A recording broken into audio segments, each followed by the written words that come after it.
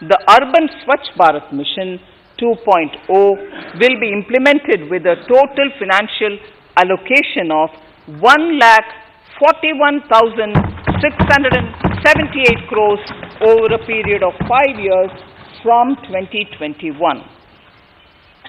Clean air.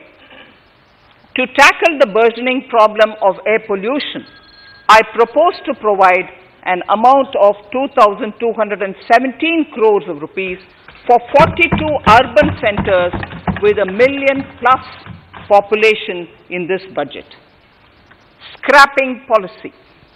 We are separately announcing, Honorable Speaker, a voluntary vehicle scrapping policy to phase out old and unfit vehicles. This will help in encouraging fuel-efficient, environment-friendly vehicles, thereby reducing vehicular pollution and oil import bills. Vehicles would undergo fitness tests in automated fitness centers after 20 years in case of personal vehicles and after 15 years in case of commercial vehicles. Details of the scheme will be separately shared by the ministry.